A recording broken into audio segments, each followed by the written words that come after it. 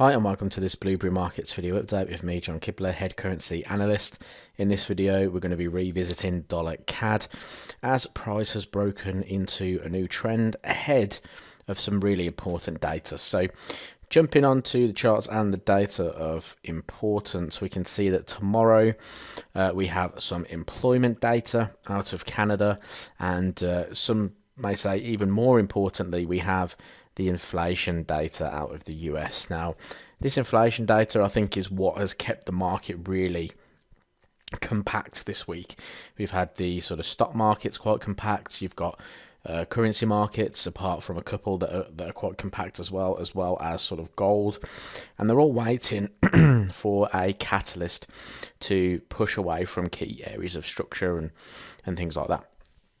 So this is the data I think is going to push it, not necessarily the CAD data, but the dollar data here, because if we do start to see a decline in inflation, then this is going to go into the Fed's plans in the future of potentially not hiking rates as aggressively.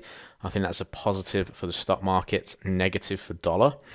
If, however, inflation rises again, I think risk is going to be added into the market, or risk off, should I say, is going to be taken out of the market, and we should see stocks continue to form, dollar gain strength, and it's quite interesting that ahead of this data, we've seen a break in trend here on dollar CAD. So I just wanted to talk about the key levels that you could potentially be watching for, and then talk about a couple of scenarios that you can be looking for as well. So identifying the weekly profiles with the 4-hour chart here, we can see that price has broken through this trend line, broken through this clear break of trend here, and through this sort of low volume level, as well as this sort of high that was formed the other day. So we've broken through this structure around about the 126.20 area, which, like I said, was this low volume pocket. Okay, and low volume pockets are basically where the market deems that it's not really a great area for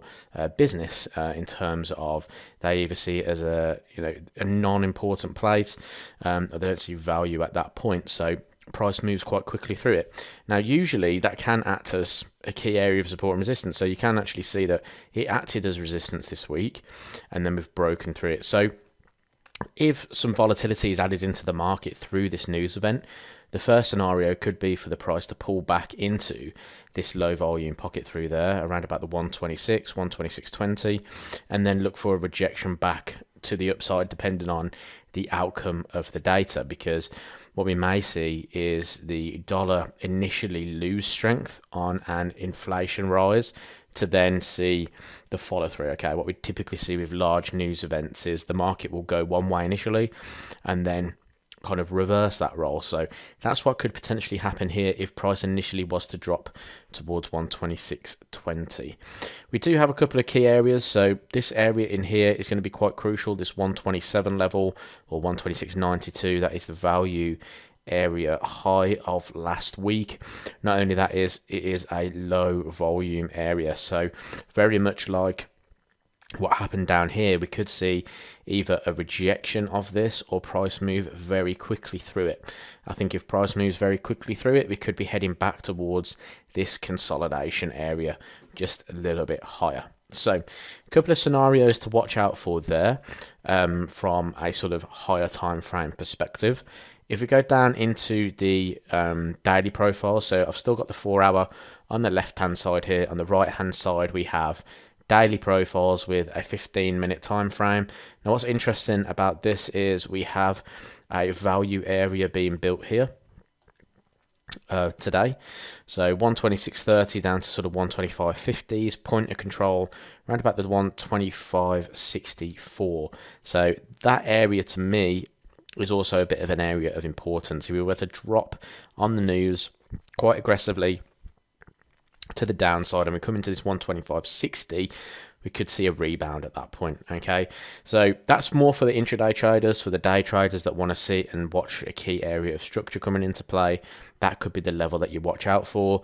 That kind of coincides with the sort of low volume area in here. It's obviously a little bit lower, it's just down through this area through there, but you know, if price sinks through that low volume, comes back into here, you can see it's kind of this bigger sort of area of high volume on the weekly time frame. So just a couple of areas just to keep an eye on. Higher time frame traders, you can look for the reaction around about 126. Day traders, I'd look for price to potentially break back within this value area, test the 125.64 sort of area, and then potentially see a reaction. But big news tomorrow. Wait for that event to happen before adding risk into the market, and yeah, be safe with your trading. So I hope you enjoyed this video update. If you did, leave this video a thumbs up, subscribe to the YouTube channel to see some more Forex trading content, and I will speak to you in the next video.